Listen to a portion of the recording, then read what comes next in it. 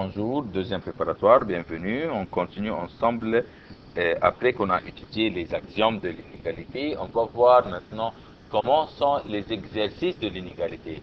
Quelles sont les questions qui sont en ce qui concerne l'inégalité. Voyons ensemble dans la figure ci-contre, C appartient à AB, voilà le point C qui appartient à AB droite, et aussi D appartient à AB droite. Voilà D qui appartient à AB droite. Il me dit que AB est plus grand que CD. Je vais montrer ça sur la figure en mettant deux tirets sur AB et une seule sur CD. Alors, je vais écrire aussi encore une fois l'hypothèse qu'il m'a donnée, que AB est plus grand que CD. Qu'est-ce qu'il demande? Il demande AC, la relation entre AC et BD. Alors, comment je peux arriver de AB jusqu'à AC? Comment je peux arriver de AB jusqu'à AC? Voilà AB et voilà AC. Alors, on voit clairement que AC, est formé de AB plus BC. Alors, je vais écrire ici AB plus BC. Membre droit, il veut savoir BD. BD, voilà BD. BD est formé de BC plus CD. Alors, je vais écrire ici BC plus CD ou CD plus BC. Alors, on voit clairement ici qu'on a ajouté aux deux membres BC là et BC là. Mais on sait dès le départ que AB était plus grand que CD. AB plus grand que CD. Alors, puisqu'on a ajouté la même quantité à AB, on a ajouté à AB BC, on a ajouté à CD BC. Alors, AB qui était le plus grand restera aussi plus grand, même si on ajoute la même quantité aux deux membres. Alors, AB plus BC, ça me donne AC, et CD plus BC, ça me donne BD. Alors, AC est plus grand que BD. Un autre exercice, mais avant d'aller à l'autre exercice, je vais vous faire un petit résumé de ce qu'on a fait ici. On a su que AB est plus grand que CD. Et on a ajouté aux deux membres BC. On a ajouté aux deux membres BC. Puisque dès le départ, AB était plus grand que CD, alors tout le membre gauche sera aussi plus grand que tout le membre droit. Parce qu'on a ajouté la même quantité. On a ajouté BC aux deux côtés. Alors AB plus BC restera plus grand que CD plus BC. Alors AB plus BC, on sait que AB plus BC, ça me donne AC, et CD plus BC, ça me donne BD, et alors AD sera plus grand que BD. Voilà, ici, la réponse est plus grand. Un autre exercice très important, voilà, dans la figure ci-contre, mesure de l'angle ACB est plus grand que mesure de l'angle ABC. Encore une fois, ACB plus grand que ABC.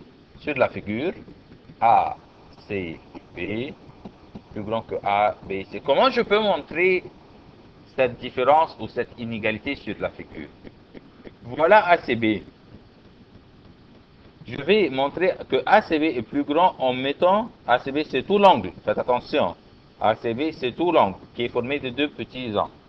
ACB est plus grand, alors je vais l'indiquer par deux arcs. Voilà, ACB est plus grand que ABC. Alors je vais indiquer que ABC est plus petit en mettant un seul arc.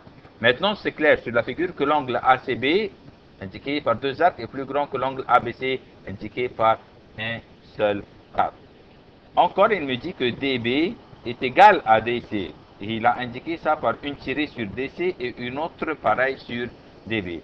Il me demande de démontrer que mesure de l'angle ACD est plus grand que mesure de l'angle ABD. Étape par étape, voyons ensemble. On va diviser cette figure en deux triangles. Voilà un, donc triangle CDB. On sait que ce triangle est un triangle isocèle. Alors les deux angles de la base sont de même mesure. Alors on a DCB est égal à la mesure de l'angle DBC, car le triangle DCB est un triangle isocèle. Mais lui, il veut quel angle? Il veut l'angle, il me demande à l'angle ACD. Il demande l'angle ACD. Voilà ACD. Ce petit angle. Et l'angle ABD. Ce petit angle.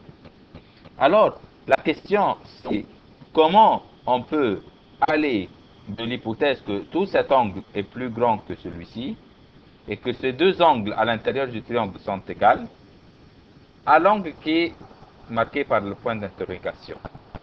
La question, est-ce qu'on va ajouter l'angle qui est en vert à l'angle qui est en rouge, ou on va soustraire, ou on va retrancher l'angle de rouge de l'angle vert? Bien sûr, on va essayer de enlever l'angle DCB de l'angle en vert pour que ce qui me reste, c'est l'angle indiqué par le point d'interrogation. Alors ici, on va retrancher, on va enlever le point de l'angle en vert. Alors c'est une opération de soustraction. Quand on va enlever ce petit point ou cet angle du grand angle, il me restera l'angle indiqué par le point d'interrogation. Et pareillement ici, quand on va enlever le point de l'angle marqué en vert, il me restera l'angle qui est indiqué par le point d'interrogation. Comment on va écrire ça? On va écrire ça en précisant d'abord les triangles que je vais travailler sur. On va commencer par dans le triangle CDB. Puisque le triangle CDB est un triangle isocèle, alors mesure de l'angle BCB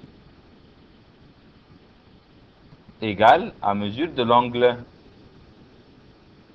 DBC, car c'est un triangle isocèle. Et je vais nommer cette information numéro 1. On sait que, par hypothèse, que mesure de l'angle ACB est plus grand que mesure de l'angle ABC. Alors je vais écrire ça dans le triangle, dans le grand triangle ABC. On sait que mesure de l'angle ACB, qui est marqué en vert par double arc, est plus grand que mesure de l'angle ABC, marqué par un seul arc vert. Et je vais nommer cette information numéro 2. Alors, le grand angle et le petit angle. Je vais enlever du grand angle décédé. Et je vais enlever du membre droit l'angle DBC qui sont, et ces deux angles sont de même mesure. Alors, je vais écrire ça par la manière suivante. 2. Information 1 et information 2. Ce qui m'importe ici le plus, est-ce que c'est une opération d'addition ou par soustraction? C'est une opération de soustraction, bien sûr, car pour arriver à comparer entre les deux points d'interrogation qui sont en mauve, on doit avoir l'angle en vert et d'enlever de l'angle en vert le point. Et de l'angle en vert, on va enlever le point. Alors, c'est une opération de soustraction. Alors, je vais dire de 1 et 2 par soustraction, on obtiendra, puisque cet angle était le plus grand angle, quand je vais lui enlever, de l'angle en vert le point en rouge, le point d'interrogation en mauve sera grand, parce que dès le départ, c'était un grand angle. Et par contre, ici, si je vais enlever du petit angle la même quantité qui est le point rouge, j'obtiendrai un point d'interrogation qui sera petit angle. Car dès le départ, l'angle en vert, cet angle envers était l'angle plus petit car c'est marqué par un seul arc. Alors, de 1 et 2 par soustraction, on obtiendra mesure de l'angle ACD plus grand que mesure de l'angle ABD par les axiomes de l'inégalité que nous avons déjà étudiés. Car j'ai enlevé du grand angle un point et du petit angle le même point. Alors le point d'interrogation ici qui est en violet sera plus grand que celle-là.